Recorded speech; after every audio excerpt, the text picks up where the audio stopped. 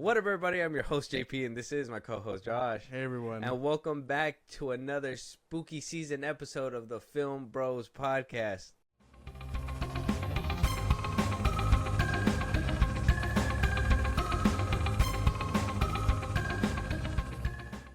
What up, everybody?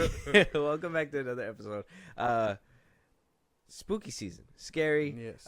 Hope you guys have been getting your fill of horror. I have been. I've been watching some older horror movies, a few newer ones that recently came out. A good Paramount Plus one that just recently came out, I think, is like Apartment 7A. And I think that Salem's Lot came out too, and I'm hearing good things about that. I still need to see that. I want to see that one as well. A lot of good things in the month of October. I hope everybody's getting into the festive spirit. Mm-hmm. Get your bag of candy corn and have a good time. Wait, no, you just shook your head. Candy corn. You visibly shook your head. Wait. Candy corn. All right, just so there's no miscommunication. Okay, so there's no miscommunication. The best Halloween candy out there is candy corn. No, it's good, but I don't think I could have too much of it. What? You bite it in sections. Wait. Yeah. What the hell? No.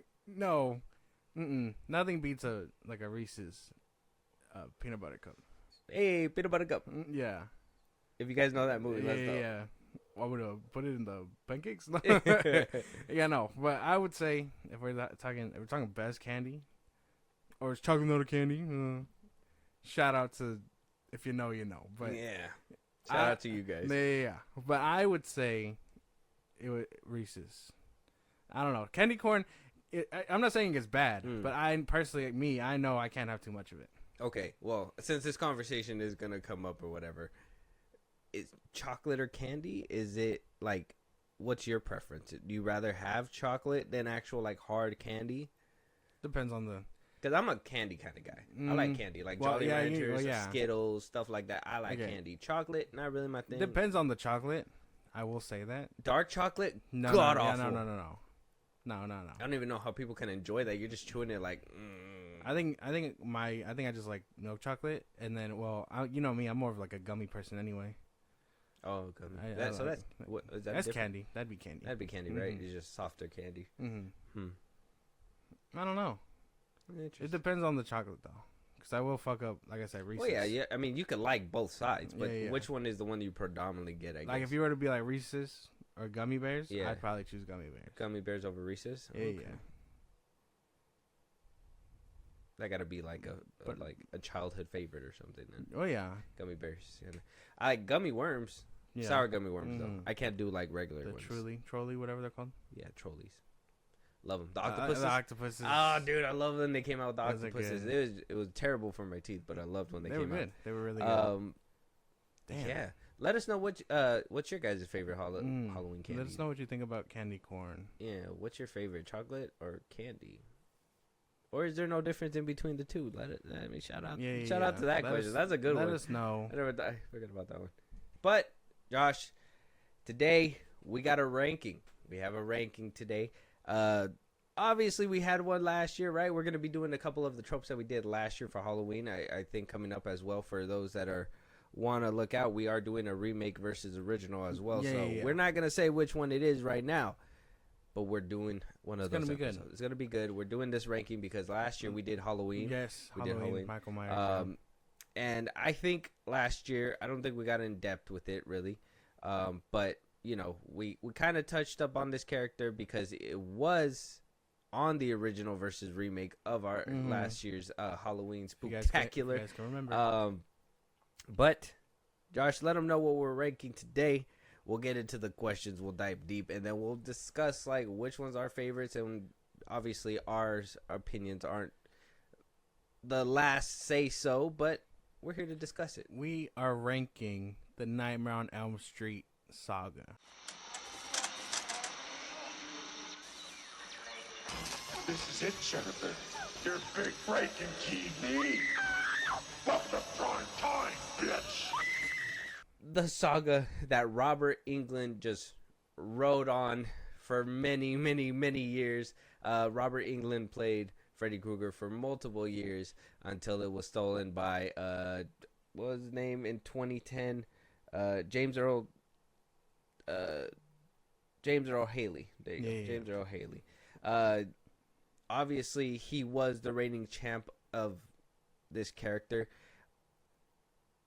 Before we get into this ranking, though, one thing that I was like, I wonder what's like on your mind when it comes to this. Freddy Krueger has been an icon for years, a horror icon. Yeah. Some might say. A lot of the times when you say horror icon, a lot of people, their top three is usually Michael Myers, Freddy Krueger, and depending on that third slot is depending on you, right? Well, I would say a lot of depending people on it really shows your age, though. I would say, yeah, because a lot of people will be like, "Well, Ghostface." A lot of other people would probably be like, "Pinhead." You know what I mean? Like Pinhead, or I would say it varies. Pennywise. Yeah.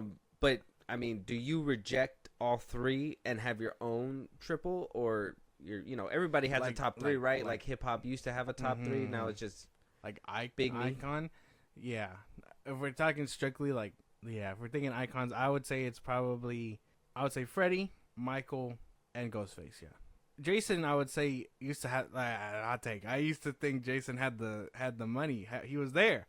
I would say he was there, but his dormancy has been kind of like put him away. I honestly feel Friday, like Jason and all that, has always been like a niche, like a cult kind of thing. I never felt like he was ever iconic. I don't think everybody, like, yes, he's in every store. I'm not saying that he's not a popular head, but I don't think a lot of people fucked with him. He's not that icon. Yeah, like he was just like that mask that people just like to see, right? Ghostface, I kind of felt like he made himself a name as time went on, and then he had the little slope, but then reemerged recently, right? Yeah.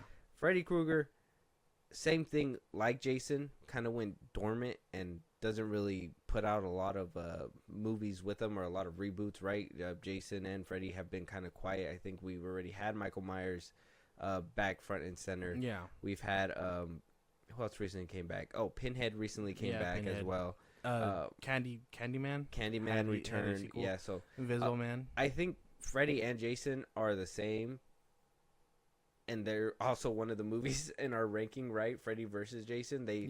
Two icons that hit hard in the beginning, I felt, and kind of dropped down. That's why I personally don't put Freddy on my big horror icon. Yeah. It is Michael Myers for me. But on that second slot is Leatherface. I really I just feel like I kind of fell in love with him. And then Ghostface. So there's my three. That's my three. Leatherface, I kind of admit to, he's kind of like Jason and Freddy in a way where it's like goes dormant, doesn't really come back. Yeah. But a movie recently came out, and say what you want, it still kind of lived true to whatever every other Friday the 13th kind of produced. So, I'm not Friday the 13th, sorry. Leatherface, right? Yeah, man. I don't know. Okay. But those are my top three. That makes sense. Do you keep those, Michael, Freddy, and Ghostface? Ghostface? I mean, even as I would say, you don't think Leatherface is an icon in its own right? No. He's had a couple of good movies, but I would say the same thing as Jason. He probably has more negative than positive. Probably. That's why I don't probably see that. That's why I don't include Jason much either, because I mean, not only is it negative that his movies kind of drop in quality, Freddy's movies drop in quality, but I think as we go through our ranking, I would say personally, after the third one, that's where it starts. I think Jason meets his decline basically right after he makes his debut in the second one. I mean, they don't. Are we talking Jason or Leatherface? Jason. Okay. Yeah. Okay. Well, Jason, I kind of felt like he kind of stayed true and steady as time went on. Obviously, they tried to do different things and give Jason Jason X, put him in space, right, and do some kind of crazy shit they try to get creative. Yeah. But it was at the rise of Leatherface kind of stayed the same, right? They, whatever predicament he was in, it was a group of kids, and they go wander off, kind of like what they do with Jason, but they get. I didn't even see that remake. Completely. The recent one. You seen the one with Jessica Biel? No. Dude, a great movie. That one's actually a great Leatherface. Okay. I know a lot of people don't like. I think it was the 2011 one. I know a lot of people don't like that one, but I was down for it. That one was cool too. Okay. I think it became a cult classic after the fact. Okay. I think I need to check them out fully then. If anybody wants to do a crazy like side to Leatherface kind of thing, like it's not the same. Obviously, it's not the same. What is it, universe or anything like that? But I think Wrong Turn is kind of like a good Wrong Turn. Jesus, Those bro. movies are crazy. Those movies are crazy. Fucking disgusting. I've seen them before and they are insane. I've seen them all. I think I've only seen the third one, and that one's even vague too. I haven't seen them all. Hills Have Eyes are crazy. Hills Have Eyes. Silent Hill. Little adjacent movies to those, right? Yeah. Then you start guiding. I feel like you find your weird niche, and then somewhere along the way, it's like, oh man, how much weirder can we get? Yeah. And then you get to the Human Centipede, and it's like, man, I wish I could dig myself out of this one. Yeah, no. The curiosity got a little better of me. Yeah, this is where we gotta steer the wheel after you say Human Centipede. That's a crazy name drop. I think we've had that name drop twice in this podcast history. I don't like it. I don't like it already. But I only say that because I think horror kind of drives you down that hole. You know, yeah, you get like all how kinds much of crazy how stuff. much worse can shit get as you're scrolling through? You know what I mean? Oh, it gets bad. And then I it think leads you down that Terrifier hole. kind of upped the ante recently with that. Mhm. You know, with their kills Oh, and yeah. stuff. I think there was one where like he skinned somebody and poured salt all over him. God damn, Never seen that in real life, so that's just crazy. that's crazy. Yeah, Mhm. I know. And apparently the third one's supposed to just blow it out the water. or Yeah, whatever. apparently people were walking out in the opening, Oh my god. vomiting and shit. But you know, people pride themselves I don't on know. those things. I wouldn't pay for that ticket usually, but like if I'm sitting in it, there's got to be something very bad. But I think the threshold isn't enough to be like, I'm gonna leave. You know? I'm gonna leave. It's time for me to get out of here. No, I don't think so. I think anybody who walks out of a scary movie after you paid for the ticket, you're a pansy. Like, what are you gonna do? I got too scared. I want my money back. Yeah, I want my money back. Or, oh, thank God there's sunlight. What if you go at nighttime? What happens? Now you're gonna be, ooh, there's something. That Now you gotta fucking prepare for that walk in the dark. If you watch horror movies, that's how everybody dies, man. The Scream 2. Oh, I'm scared. Let me go to the bathroom. What happens? Knife to the ear. Yeah. Stabbing in the middle of the theater. Mm-hmm. Oh, that was a good example. Fuck. No, something like that. But yeah, you get damn Ghostface. Damn fuck. Meta genre over there. Maybe one of these years we'll jump down that. That'd be pretty series. cool. But let's get into the ranking. I think it's time. Let us know your guys' thoughts on what your horror icon is. Is it Pennywise? You love Pennywise? It's kind of basic. What do you mean? That's a cool entity, right? Well, yeah, but basic. I would say so. You think Pennywise is basic? I would say so. You didn't like the new? Yeah, no, movies? that's probably why. Yeah. That's a whole different conversation. One Let that us we're not know prepared if you for. think my co-host is tripping, bro. Because Josh is on one today. He's on the bullshit. So let's go ahead and jump right in. So we're gonna go ahead and completely go down the names of these movies really quick. So there's 9 movies in this franchise where I'm gonna tell you every single one that we're ranking and kind of go down the Rotten Tomato score along the way, and then we'll probably you guys will probably have an understanding why we put certain movies in certain spots. So obviously the 1984 classic A Nightmare on Elm Street, made by Wes Craven, Yes.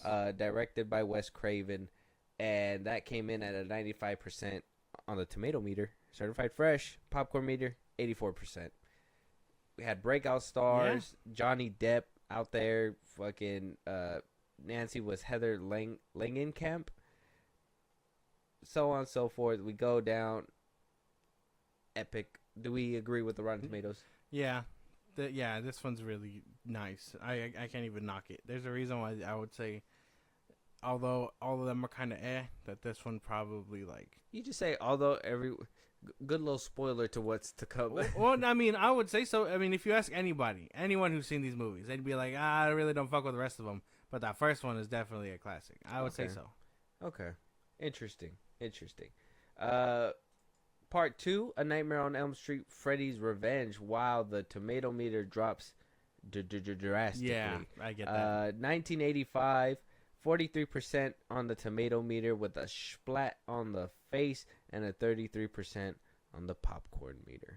I agree. You agree? You think it dropped that bad from 1 to 2? Yeah, Hmm. I would say so. Interesting. We'll probably get into that in a little bit. Yeah, we had a new cast for this one, right? Not the same people coming back. A lot of people you guys probably don't know. Jack Shoulder directed this one. It wasn't Wes Craven.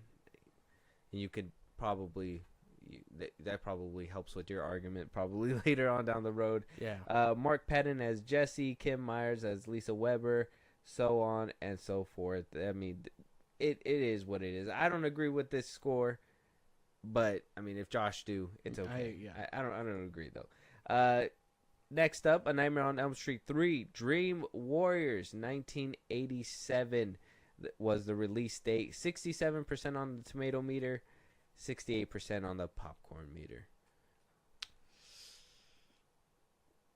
I get it. Solid? I get it. You understand? I do. I see it. I see it. I understand. I understand the vision. Yeah, not completely splatted. That's fine with me. Director was Chuck Russell.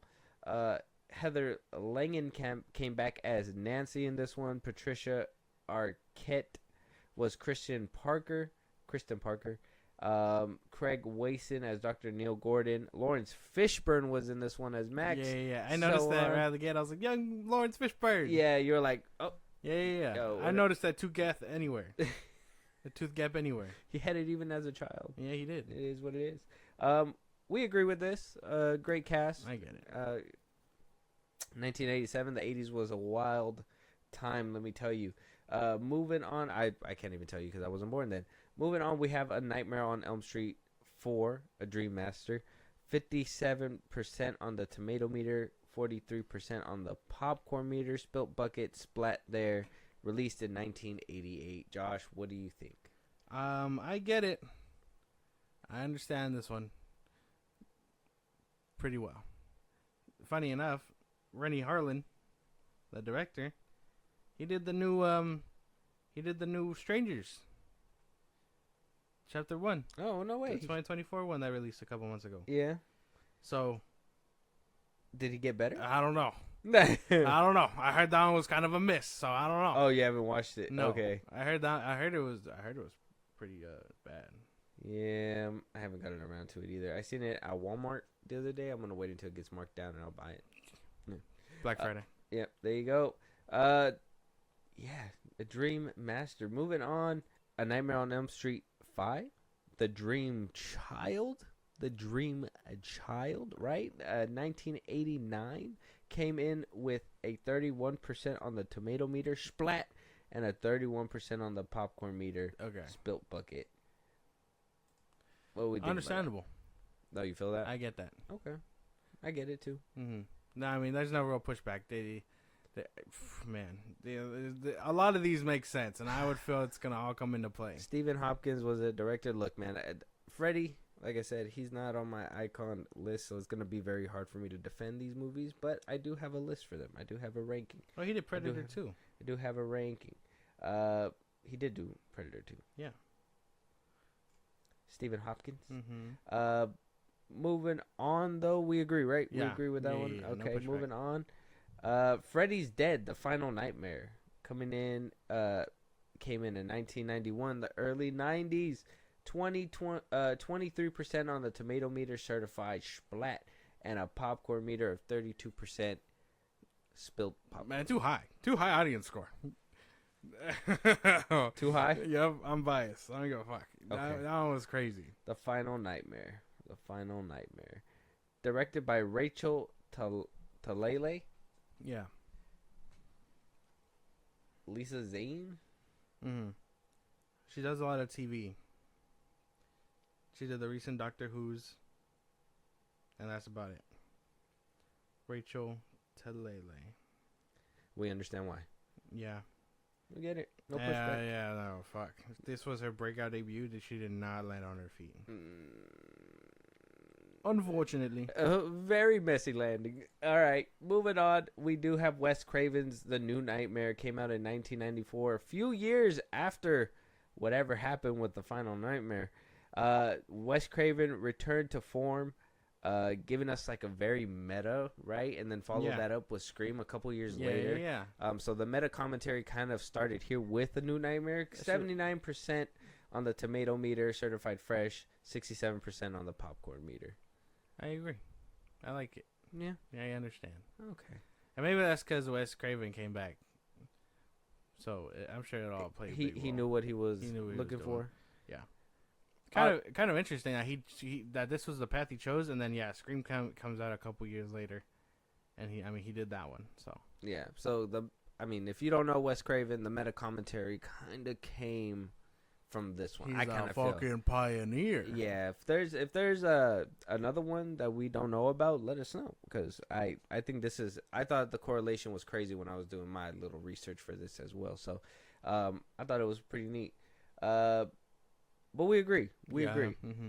A good return to form. Obviously, we got some new people, some return characters, but them playing themselves. Like I said, this is more meta.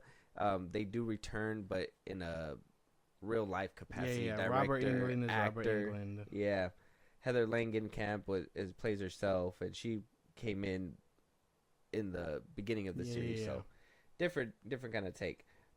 Moving on, after that one, it was kind of like a dormant franchise, right? And we got some kind of rumbling, some weird things come up, and Freddy versus Jason was born, right? Like we said, Jason kind of has that life of Freddy, right? Like they started as hits, kind of degraded in quality as time went on, and then kind of lay dormant for a while. Yeah. Made one comeback splash, lay dormant again, and then maybe that was all for the inner workings to set up what we got in 2003 with Freddy versus Jason. Yeah. That fucking boom monster mashup that we never saw again. We never seen two horror icons face off like that, unless you count like Alien versus Predator. I would say that's probably like the last one we had. Yeah. The Requiem. And man, did that, like I said, what a way to like shoot that whole idea down. Sucks. We need more of this. It does suck. We need more of this. 42% on the tomato meter, 50% on the popcorn meter. You either hate it or you love it at this point. I agree with this. What it lacks for other people, I would say worth the watch regardless. Like, I don't listen to Rotten Tomatoes anyway, but man, don't listen to them when it comes to this movie. I mean, the 50% is not bad. I mean, that at that point, you're making your own decision. Mm-hmm. That's literally the flip of a coin. You should be doing. That's exactly what you should be doing. All the time. You guys should always be making your own decision. But at that point, I mean, that you go to Rotten Tomatoes to be like, should I watch this movie? And then Rotten Tomatoes looks at you and just like, shit, maybe.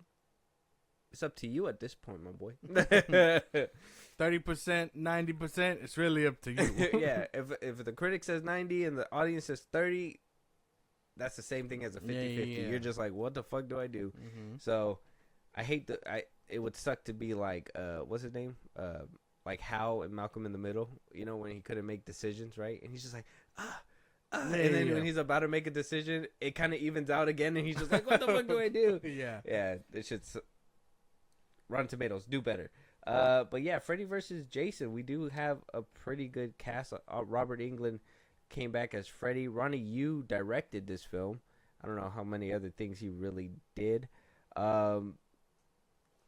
Ken Karazinger as Jason Voorhees, Monica Keena as Laurie, Jason Ritter as Will. Yeah, this one, hate it or love it, it's a classic, I think. I mean, like I said, we don't get a lot of these movies. Back then, it was made in this weird era of horror where, like,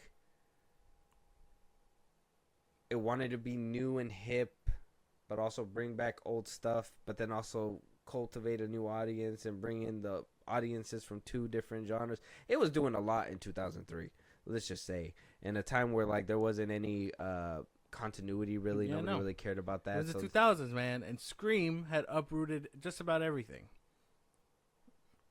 Basically, it was like they were entering a new wave, and they were like, "How do we bring these icons back in one huge way? We make them fight." Mm-hmm. And what do teenagers love? MTV. So we're gonna do a lot of fucking early 2000s slow mo that Yeah. fucking just Slow mo music, a lot of heavy rock music. They're like teenagers love MTV. Yeah, it was the 2000s, man. Yeah, they said they fucking love it, and then me not being All I a needed was teenager in Evanescence. 2003, I was like, this is so weird. This is what teenagers like. All I needed was Evanescence, man. It would have worked out. Damn, at the end Mm-hmm. when Wake me up. yeah, Wake me up. there you go. As inside. playing at the very end, that'd be nice. That'd be nice. Can somebody make an edit? Moving on. And last but not least, after Freddy versus Jason, we do have that dormant time with no Freddy Krueger. At this point, I think a lot of people were like, well, Robert Englund's getting kind of old. We want to bring it to a younger audience. How are we going to do that? Well, they hatched an idea, and they got A Nightmare on Elm Street, original title. Took it back to the roots. All the way back to the roots with this one, because they just basically copy and pasted the 1989 classic, right? Right, 89? I didn't butcher that. 1984 classic. What a fucking miss, sir. Nightmare on Elm Street was released in 2010. Like I said, Jackie Earle Haley came as Freddy Krueger in this one. It wasn't Robert Englund anymore. Samuel Bayer directed this film.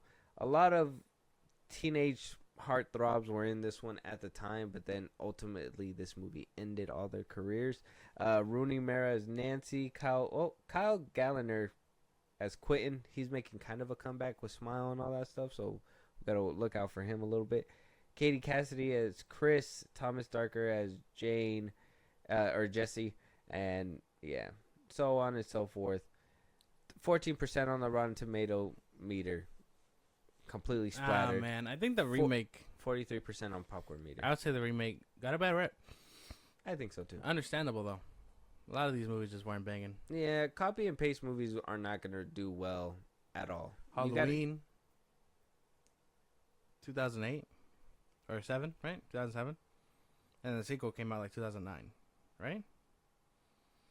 For Halloween? Yeah, the Rob Zombie ones. Oh yeah. And then I think we had another Jason movie come out around 2009. Mm-hmm. Yeah, so they were trying to revamp, and they were trying to do all these things to like bring in a new, younger audience. And yeah, but it was in a weird era where they were literally like, you know what people want? The same thing, just new. So that's what they just basically did, right? A lot of people say that Rob Zombie, the Halloween one, was good up until it got the same towards the end, right? So it was it was in that weird time where they were just like, copy the homework and just make it look new, basically, instead of making a new story for themselves and trying to find their own lane within the genre. Didn't play out so well, so I don't know if that's what really kicked. If that whole era right there really just kicked all these icons in the ass, and then they were just like, yeah, no, we're not bringing them back for a minute. And it's been a long time. 2010 has been a long time. We're already 14 years deep and haven't even had Freddy Krueger on the big screen anymore. I know. Shameful, but understandable. Apparently he's in like legal hell. That him and Jason are like still, or I guess Jason's making his way out of the woods, but Freddy got lost in the sauce. R.I.P. Wes Craven. Sucks to see your legacy go like this. Yeah, man. may he rest in peace. Scream's doing okay though. We gotta Yeah, wait. wow. We gotta wait. Seven. We gotta watch out for 7. Yeah. Everything else though. But in my book, he hasn't missed. Yeah, I would say so. Yeah. All right. So let's get into the ranking then. We got 9 films to rank. This is gonna be good. Josh, you want to give us our number 9? I do. I hope we're on the same page. It would really cut the sauce. You know what I'm saying? Yeah. Get to the main cheddar. Yeah. Freddy's Dead. The Final Nightmare. Oh yeah, we're fucking off. That's really? Yeah. Really? Yeah, we're off. Bro. No. Worst one in the franchise, bro. Worst one in the franchise. I won't accept no other substitute. You're like, I won't hold you. Yeah. Not only does this movie do some weird shit timeline wise, they're like they take it in this weird route after Dream Child. Oh man, no. This movie's just, I don't want to spoil it in case you guys haven't seen it, but it does some weird shit with the timeline. Like, it had me confused until I was like, don't tell me they're actually like taking this route. and then they took that route, and then they messed with Freddy's backstory a little bit. Yeah, no, this movie was atrocious. They were trying to revamp him. It was terrible. It was a terrible revamp. Yeah, it didn't was a work. terrible revamp. Okay. Do you have any good kills out of that? No real redeeming qualities in this one. I mean, it was really goofy. It was really goofy. It got cartoony. It did. It did get cartoony. I will say that. This one was like, Robert Englund was probably the only one delivering like his usual shtick, and everyone else was just like, whatever, man. Mm-hmm. So fuck, dude. Yeah.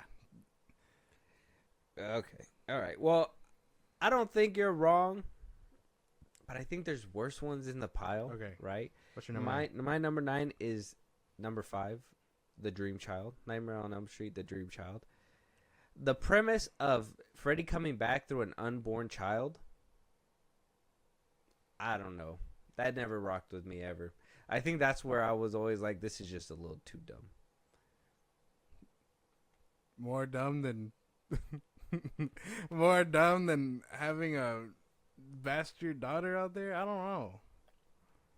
I mean, what if he got some, bro? I wouldn't. No, not all this time. No, You know he was getting some, bro. he was stealing some. Okay, there you go.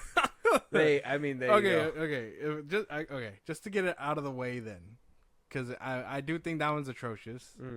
That's my number 8. Okay.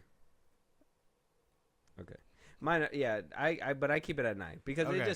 I do think that whole premise is crazy, and them just following the trope of just killing off the main characters of the last movie to just bring in different characters.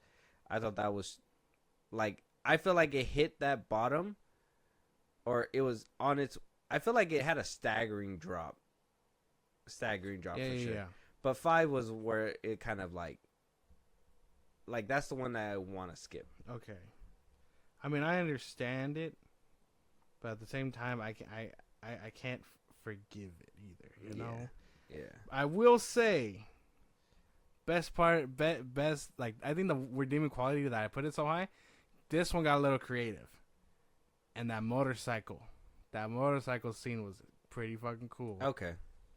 I really like that shit. Yeah. The dream sequences on this one do kind of bring it, but I think every single movie has that Freddy element. Some directors do crazy work with the camera. Yeah. And I think it brings it to life a little bit better. But yeah, no, this one was just not good. There was like a lot of editing issues in this one too that was visibly noticeable. Okay. I just feel like this movie was just like the worst of the worst. Okay. But I mean, if you put it at 8, I guess. I understand. It's only because that kill, bro. That one specific scene, I was like, that's enough.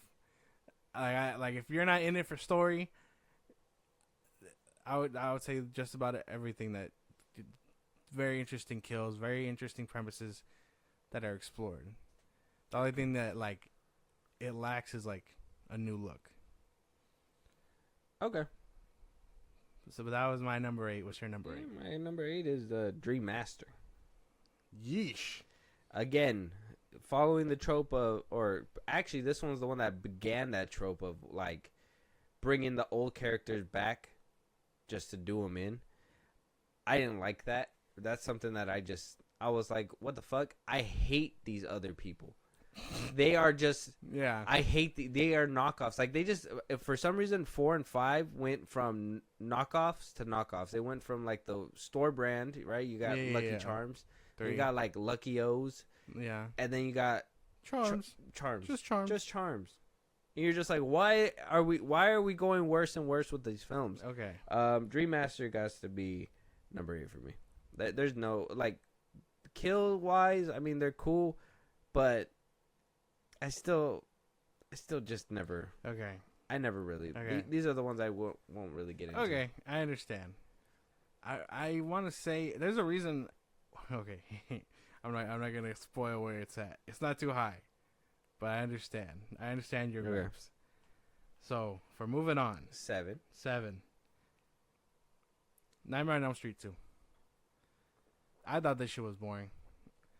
I think this was the only one where I was like, oh man, this is boring. Where are the kills? I mean, there's one. Freddy's Revenge? Yeah. You think so? Mm-hmm.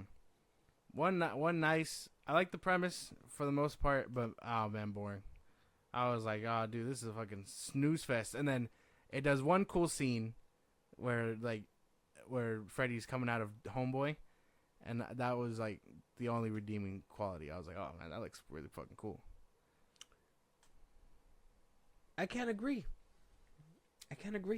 Yeah. Because I really feel like, I mean, if you were gonna go down the road and say Freddy didn't act like Freddy in this one, where it was like he didn't make jokes too much. He didn't really get like how he did in the first one. He was very much more serious. He was very serious. He was very slasher. He was very like wanting to just mow down everybody in his path kind of thing. And I like that about this one. I really enjoyed it. I would have loved it more if he was actually like killing people. Did he not? He killed no, bro. He only killed like maybe 3 people In the pool party and all that stuff? No, I feel like he got more bodies. No. Well, okay, I think our first real kill was the coach, and then that one happens like in the middle of the movie. You go like a good 30 minutes without a first kill, and it's not that inventive either. Homie dies in the shower. Like, yo, what a way to go! Like, how do you let that happen? I just think that maybe if it would have had a lot more kills after, calling it Freddy's Revenge, I probably would have loved it a little bit more. No, yeah. But if you disagree and you don't have anything else, I guess we're on to 6 already. Yeah, I'm trying to see. Or wait, you're 7. Sorry. Yeah, see, 10 kills. It was like 10 kills in this film. He like was doing some slasher shit. Now he didn't do creative. I don't think it was like heavy creative kills. That's what I mean. I don't think this one had a lot of like, it wasn't like, was it number 4 where he had like that psychedelic trip and shit, and then went into the video game and stuff. Like, you don't have a lot of those in Freddy's Revenge. You probably have like that. I think it's just that one where it's like the bus on top of the piles or whatever. He wakes up. I'm trying to think of another one. There's a lot of movies in this franchise. I'm not saying creative. I just wish there was more. Slasher wise though, he was going in. That's what I'm saying. Like, he was going in for kills, but he was like I said, at the pool party, he was bodying people just because. I don't know, man. I just can't get behind it.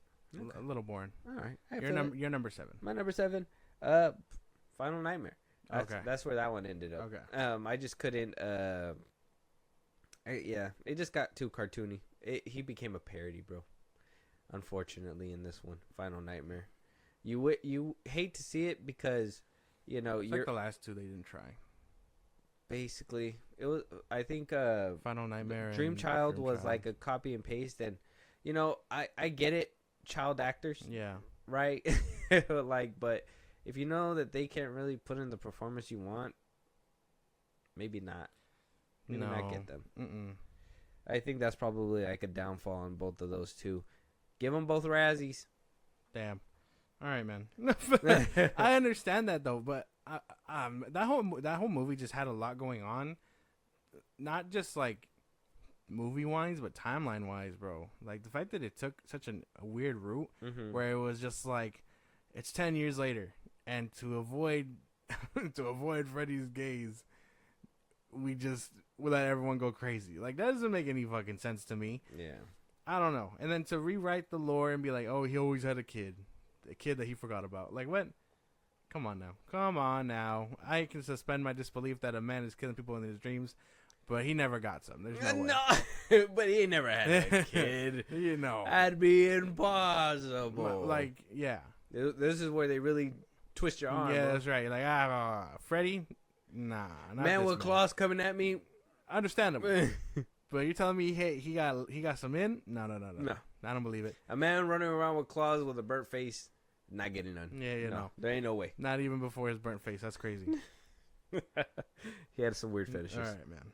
But I understand. I guess besides Freddy's Revenge, where my placement is with that one, we're kind of in the ballpark.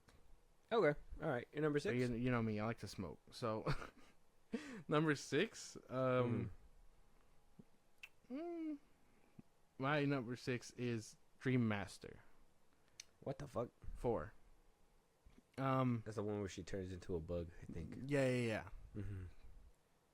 I would say, yeah, that shit was tough. Creative though. It was creative. I didn't like that. I mean, if it gets this low, it's that high because it's a little bit more enjoyable.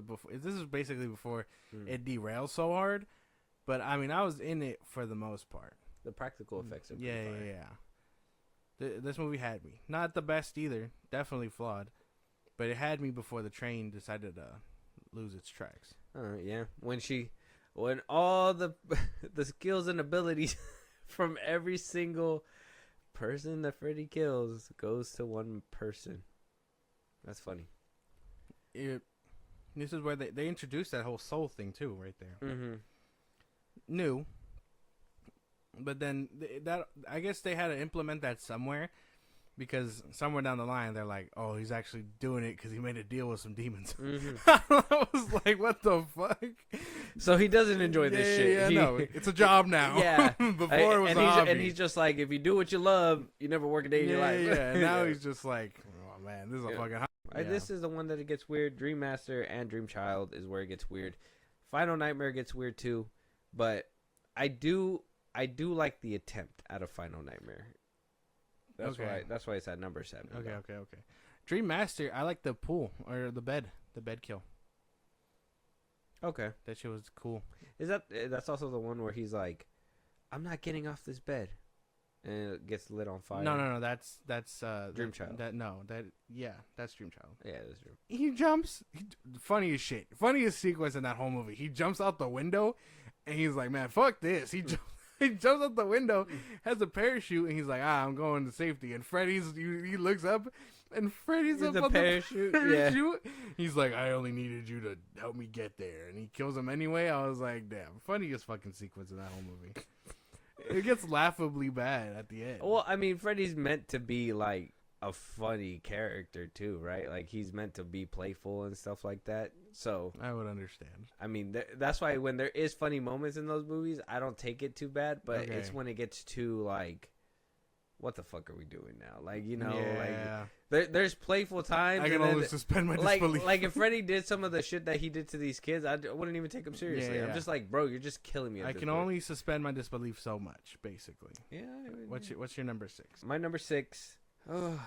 2010's Nightmare on Elm Street, the remake. Yeah. Huh? Yeah, you said the remake? Yeah. Why? I don't like the copy and paste factor. I don't like if I'm putting it up against the other movies in this franchise, the copy and paste factor, there is a couple interesting things like the micro naps and like what is it? Showing the backstory a little bit more of what happened with Freddy and stuff like that. But other than that, rehashing the same kills and just making them look shitty because in the first one, I mean, it's practical, right? Like it doesn't look bad, but in this one, like CGI all over the place, they got a little like too lost in the sauce, and sometimes like the main character wasn't even likable. Like I didn't really like her too much 100% most of the time. The end fight was kind of meh too. Okay. Yeah, that 2010's remake, though I like it in its own right, and I will go back to revisit all these movies. This is one of the ones that I'm just like, I don't really need it all the time. The beginning sequence is sick though. Okay. The diner. Okay. I like the diner. I'm gonna let you know right now. I think you're smoking. I am. You're smoking that pack a little bit. That's not where I would put it. No, you don't. No, wait. Do you have some rebuttals to what I'm saying? 6? Yeah. Oh my god. Yeah, no, man. You're like, what's underneath? Yeah. You thought this was gonna be a good conversation. I was like, wait a minute. I was expecting that one higher. I won't lie to you. I thought we were gonna be on the same page. I thought so, but man, no. I think we're done. No, no, but I would no. Because I understand that it does remake. It I was over here getting bored because we're agreeing too much. No. I think we know where this is going. Right. Cuts to the argument. You're out of order. No, but I would say that although it does remake a lot of stuff, I think this is the same contingencies we had last year when we put them up against each other, the OG and the remake. Mm-hmm. I like some of the stuff. Oh yeah, it looks better in the older film, some of the stuff, but I like the remake for what it is, and I like what's his name's Freddy enough. Oh yeah, me too. So I understand. Mm-hmm. Yeah, I get it. So the fact that it's kind of copy and paste, I get it. Okay, number 6. Oh no, Number 5. Number 5. Dream Warriors. Okay. Why is that? I like this one. I actually like this one a lot more. I would say if we're really put into perspective now, although I don't like 2, 1, 2, and 3 are kind of on the same like track. Okay. And then it starts speeding up and derailing. But I like this one, not for the kills and for what it tries to do before it starts. Like a band of people that Freddy has haunted and stuff, coming together to basically stop him. That sounds kind of nice, kind of reasonable, and led by Nancy of all people. Okay. So a nice premise. I don't mind that at all. I thought it was it was diving into that because Power Rangers was on the come up, and they were like, "Oh, we can capitalize on teenage heroes and all that stuff." That's not what happened because Power Rangers comes out in like 1993. These movies came out in the 80s. Yeah. This is kind of like, what was it? That's what I liked about it too, is that this one really took that concept of like what you see in like Jason films and stuff, like teenage whatever, and then you actually brought back somebody that we thought was dead at the time and put her in a lead role where, she's basically the mentor now. I know this is where I kind of feel like I'm gonna run into it later on regardless, but just to kind of touch on it now, this is where like I didn't mind the older characters going out because the new ones were here or whatever. This is the one where like it just felt like a good full circle. Like she helped them and she did her job. She wasn't just there for a cameo and a quick check and then boom. She actually like helped them get it all together, which I thought was pretty cool. And her being a little bit more seasoned acting too really helped out with that one. Yeah. So yeah, I liked everything here, and the puppeteering kill, pretty fucking cool. Oh, dude, that's vicious. That's vicious. That's when I was like, okay, this franchise could benefit a lot more off shit like this. Mm-hmm. Yeah, camera work was crazy. Yeah, too, and like the franchise does dive into pretty cool stuff. Like I said, I like the motorcycle one. I like that bed kill. It's a lot of spectacle and no real substance either. So it's like, what are we doing? Yeah. What's your number 5? My number 5, Wes Craven's The New Nightmare. What? Yeah, liked it. I liked the Not enough. I said, I liked the meta commentary behind it. It was cool. I just didn't. My thing is that I don't like seeing characters that already have been done in. I understand, like I said, his meta commentary. Yeah. Robert Englund came in. I think even Wes Craven was in there, kind of saying his piece as well. Like this movie was cool, but it just it wasn't it's not what Freddy Krueger is to me. I guess. I guess this is a cool way to revamp it and a good closure in the Wes Craven Freddy book for me, but I just this is the one where like I know that it's gonna come up and it's gonna make me feel like not very much scared, more like I like this movie because it makes me feel good that Wes Craven actually came back, did this, really put a meta spin on it. And now knowing the backstory and kind of knowing that he takes this concept and moves it to Scream, I'm just like more grateful for this film and like birthing that franchise. Okay. So I'm gonna jump ahead a little bit because this is my 4th. Okay. I like New Nightmare. It does have its flaws. The reason it beat out 5 was simply because I like Freddy here. Although we don't see much of him. Yeah, you don't see a lot of him. I do like how brutal he is, and I like if there was any way to go, like past this movie, and you really wanted to get rid of England and stuff, you would have made more movies about this Freddy. Yeah, like darker, like like I understand that this is probably what he's supposed to be like in the movies, but that's not who we saw. Yeah. This is like we saw cartoony Freddy, England's Freddy. So I would have loved to have seen a darker Freddy like this. Just go more often. Like I said, you kind of got that in Freddy's Revenge. You kind of got that there, but you rejected him. No. You rejected him. Not the same. He kidnapped somebody, technically. Rejected him. Freddy's Revenge. Number 2. No. Rejected him. This is why. We found his number 1, guys. Full circle. Your my number 4? Number 4. The epic mashup. Freddy versus Jason is my number 4. Okay, yeah. Okay. Freddy versus Jason is mine. Okay. That's my number 4. Dude, it's great. It's a great mashup. I love it for what it is. It brought the premise itself was nice. Freddy being forgotten and using another icon to basically spike fear, and then him to use that fear to fuel himself. That is just genius work. That's expert storytelling. Yeah, that's genius stuff. The execution though, Rocky. We gotta admit a little bit. I will give you that, but that I mean, 2000s, bro. It was just the 2000s. Yeah, I get it. You gotta give it to those tropes. They were like, we gotta revamp. We gotta deliver it.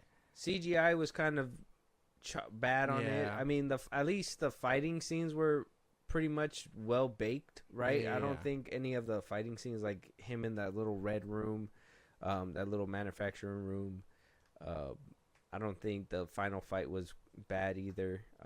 If you want to nitpick, maybe him hitting the tubes and swinging them. That's why, a lot of 2003 CGI. Yeah, it's okay.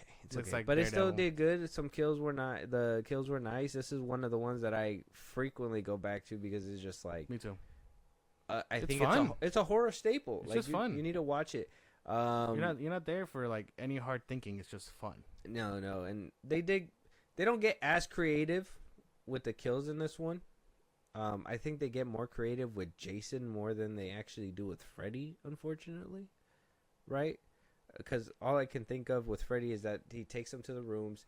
He has the locker one. Yeah. But she dies before he even gets to her. Like he was trying, and then towards the end, I mean, he has these little things. The caterpillar thing. But that was like atrocious CGI, you know what I mean? So I can think of more better scenes with Jason, like him in the hallway slashing him. I think the scene where he twists the head, and then the dude is like running out. And he throws the pickaxe at him. Like I feel like Jason had more creative kills. Well, yeah, I would say that's because Freddy was handicapped the whole film basically, and I mean if he's killing them before they can dream, I think that's as creative as it gets. Although again, when he kills what's his name's brother. Or no, when they kill, they kill the dude, the psychiatric dude, and he's like, "Oh, I need you to send a message for me," and like his legs get like stuck to the floor and stuff. Oh yeah. Like that was like the most creative. But then you get a like crazy CGI with that one. That's just the thing that kind of pulls you out too. The feet were crazy. Still a nice movie though. I won't lie. As nasty as it is, I mean, and I say nasty as in like atrocious, like filmmaking wise. It's just fun. I can look over that shit. You can't say no to it. Yeah, I can look over the flaws and be like, okay, let's just put this bitch on. All right, your number 3. Number 3 is the reboot, the 2010 remake. Oh shit, that made top 3. Yeah, I liked it just enough. I like the Freddy. Rorschach. And although it is a kind of a copy and paste remake, I would say that it does dive into themes a little harder. It gets a little darker.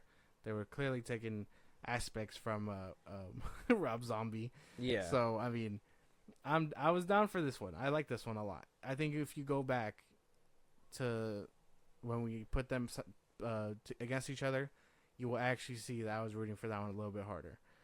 So. I do like it. It does have its flaws, but it's enjoyable for the most part. Okay. Damn. Damn. Wonder where some movies are gonna land now. Damn.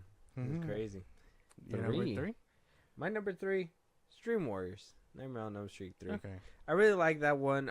Like I said, I think it has some creative stuff.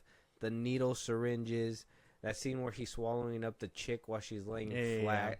Like, there's way better stuff. Like I said, that mentorship was nice. I really like her kind of passing the torch in a very respectable way within the film. I do think that it does kind of give you that hollow trope, right? That 4 and 5 adopt, where it's like, you know, just enough but not enough, right? Like, they kind of just give you their basic backgrounds, and then it's like, no, we need to pass the torch to you. I don't think they go as in depth as they do with other characters that I'll probably talk about down my list, but this one is a respectable ending to a franchise if it would have ended there. Yeah. But it didn't. And we know how that worked. Okay. Understandable. Dream Warriors number 3. All right, I can get behind that. Okay. I have really nothing negative to say because I already put it out there. Shoo. Number 2. Number 2. Freddy vs. Jason. Okay. I like. I already gave my praise for it. I think it's fun.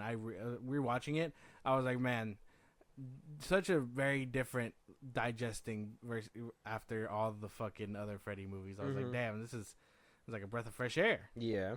So I was down for it. I'm down for this one. I rewatched this one like more than I watch any other horror movie. I will tell you. Okay. Okay. Yeah, I mean, I wouldn't put it number 2. That's it. I mean, I get it for like your own personal list, but in a movie making scale, I would never put it at number 2. What, man? It's my ranking. I know, but like if you think about like quality wise, no, number 2 not too good for the franchise. Not quality wise. No. Okay. No. Like. Because, I mean, like I said, CGI and everything, that's the only reason why it stopped its top 3 rank. Because CGI, visually, like, I hated the whole, like, stop and go scenes. Like, you know, it's just like, it was weak. It was like a cheap, like, they were trying to do some crazy Freddy stuff for him, and they just did some basic stop motion framework for whatever reason. I don't know. That's what kept it out of, that's what really kept it out of, top 3, but it made top 5 for me. It made number 4. Because it is fun. It does get creative with the kills, like I said when I was talking about it. But yeah, to give it number 2 slot, you're crazy for that one. I'm okay with that. You're crazy. You're a little nutty, my man. Yeah, all right. What's your number 2? My number 2 is Nightmare on Elm Street, the first one, the OG, the original. Dream Warriors and this one fought for second place. But this one has Johnny Depp in it. This movie gets a little sluggish sometimes. That's fine. But it has young Johnny Depp in it. All right. The creative kill where like the girl's floating in the air and she gets getting it. Ragdolled. Getting ragdolled basically, and so good that they had to do it twice, right? This movie, like even the lead character, what was her name again? Nancy. I liked how I think she was kind of like hella like, how do you say, like she was a bad bitch in this movie. She was crazy. She was like real tough. Like she was like, you're not fucking listening to me. In Dream Warriors, I think her being older kind of tamed down that whole like ferocity she had in this first one. Because obviously she's been through stuff, so she knows, and they were kind of making her seem like a war-torn kind of like girl in Dream Warriors. But this one, she had like that fight in her. She didn't give a fuck what anybody said. Everybody was like, go to sleep. She was like, fuck you, get the coffee pot out. Yeah. Fuck you, you're not gonna tell, you ain't gonna kill me. I'm killing you, motherfucker. Like, she was on that time. It was great. What ruins it at the end, obviously, is the fake legs and shit like that or whatever, blah, blah, blah. Practical stuff Product was great. of its time. Yes, but it's okay. Sluggish at times, but still a classic. One of the best ones, in my opinion. The bed scene where he gets his shit just shot up there. It's good stuff. It's good stuff. This is where Nightmare on Elm Street was like, obviously it was the creation, but it had its footing. I feel like Dream Warriors gave it that ending that it needed. But my number one is my number one, and I'm gonna defend it to the very end. Go ahead. What is your? I mean, if you have anything to say about mine, too low. It being at number 2. Too low. Too low. Yep. Because my number one is the OG. Okay. Nightmare on Elm Street. All That's right. where it belongs. It sets the pace. It sets the characters up. It tells you exactly what you're getting into. It's such a classic, and like you look at it, and obviously it's very dated. But, like, so innovative for its time. That movie came out in, like, 78. Such a, like, creative, like, premise. I mean, the wall thing that he does, iconic. The hallway scene with the body getting dragged, iconic. Like, everything about this movie screams, like, 80s horror, you know? Yeah, and it has those goofy elements where, like... What is it when he like stretches his hands out in the alley and it's just long arms as he's walking through, like that's where it kind of like started, right? Yeah, it was good stuff. Like you can like he's very obviously ominous and scary, but they're willing to do goofy shit like that to be like he's still very much like fucking around with you, you know? Mm-hmm. So yeah, no, this movie's just a classic. The fact that you put yours at number 2 is kind of insane. But we know what your number 1 is. Yes, my number 1 is Freddy's Revenge, Part 2. Like I said, this is where that dance between goofy and aggressive just didn't happen at all. He just was pure aggression in this one. Yeah. I like how you said in A New Nightmare, it was kind of like that aggressive dark Freddy that you wanted, but he also had the humor in A New Nightmare. This one was just pure aggression, and this is where like I felt Freddy would have shined a lot more if those one-liners kind of hit a little bit more. He was taking that one seriously. Yeah. This one I think I made an error. I think the whole thing where he like falls asleep and then he wakes up in the bus with like the rocks and stuff, it's in this one. Yeah. This is the one where like I know a lot of people didn't agree with this direction because I think he was just going full like just horror slasher on people.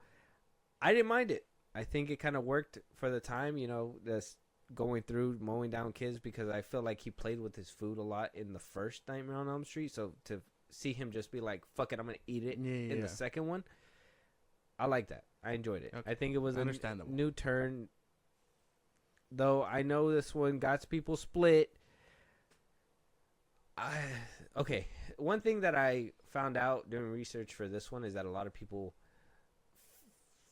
also the main actor himself, I think it was Mark Patton. He played Jesse in this one. Yeah. He was like, I guess he was gay at the time, and so he really played the character as that. Yeah, and you could kind of get. I think the director was also gay. Yeah, and I think you could get the whiff of that within the film, but they didn't really dive too deep. And I think a good chunk of the poor reception at the time was that, that was happening. Obviously, this was back in 1985, so it wasn't really as accepted as it is today. But I think as a film, if you watch it today, as a slasher and, those little things within the film, I think it kind of was ahead of its time, if you think about it. Yeah. All right, I understand. I did see that come up. I guess. I mean, it feels. I mean, I guess when you have those things on, like when you're really looking at it with all that information, you're like, oh yeah. But like, I don't know. I don't think like watching it, I didn't really care for it. I mean, like it's obviously like what the fuck, but in the moment, I wasn't like this is gay. I was just more like this is fucking like this makes sense, like. Freddie, what are you doing? Yeah. No, I didn't think so either. Even watching it growing up, like I never really got that. But knowing the context and everything, and then knowing that other people like will allude to that and jump to that. I mean, you've seen people saying Turning Red was about period. Yeah. So I mean, I don't. A lot of people look into that stuff now. Yeah, a lot of people. I mean, people take the messaging in their own way. I think at the time, if that messaging was a lot louder than everybody else's messaging, that was really going to put a damper in your fucking box office for sure.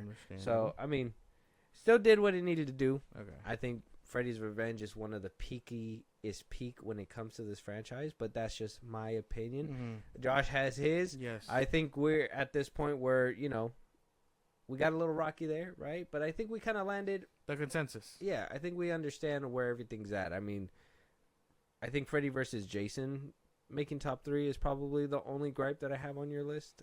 Yeah. But that's just me. And me probably having Freddy's Revenge as my number 1 is probably like, what the fuck? Yeah. I was like, man, that's crazy. Yours is all the way in the back because of the gays. No, it's because it's boring. Don't say that. Don't say that. Don't say that. That's not true. That's not true. Why is it all the way in the It's back? because it's boring. No, I thought you even said no. I did read into that and I put it in the back of the list. No. I was like, this dude gay as hell. Did you see how I put it all the way at the top? Just to make sure He's I'm an safe. ally. I'm an ally. I'm safe. No, I'm just kidding. I'm playing. All jokes around here. We're just messing around. But, of course, we all want to hear your guys' ranking as well. 9 films in the franchise, a lot to go through. Like we said, not all of them for us are, how do you say, very engaging, right? Yeah. Some cool kills. I think every single movie, if I want to say one nice thing about this franchise, every single movie has at least one nice kill. It's all creative. Can't tell you too much because yeah. I just think there's a lot where they blur between films. I Yeah. don't think they're as distinguishable as if you were to watch like Scream or Michael Myers. You know, for me you have or to something like definitely that. watch to be like, oh man, this was cool. Yeah, and Freddy's not one that I go back to revisit all the time. No. But maybe he will be yours. So let us know your guys' list. Tell us if you guys if we're wrong on our list. If you've already seen them and you guys are just like, you're wrong. Tell us. You're wrong. You're wrong. Tell them. We want to know. Yeah. We want to know. Let us know what kind of messaging you get out of these films and what kind of horror movies you put on, you little freaks, the ones that watch horror movies at 3 a.m. in the morning. 2, 1. Oh my god. That's me. All right. Yeah, let us know your guys' horror picks and let us know if you guys recommend any horror movies of your own and any franchises that we should check out. We won't probably get it this Halloween time, but we will make it up to you guys and plan ahead for next time. Let us know down in the comments and the socials that Josh is going to give you. Go ahead, Josh. Twitter, TikTok, Instagram at FilmBros Podcast. We post new episodes wherever you can hit us up there for any news and movies you want us to cover. Buzzsprout, links in the socials I just gave you. It's like a Patreon. You subscribe, you help the show grow. We greatly appreciate it. You can listen to us anywhere you get your podcast at FilmBros Podcast, Spotify, YouTube Music, Apple Podcasts. Again, wherever you get your podcasts. Be part of the conversation, Twitch at FilmBros Podcast, and when it's all said and done, subscribe to our YouTube at FilmBros Podcast. And with that being said, we'll talk to you guys on the next one. Talk to you guys later.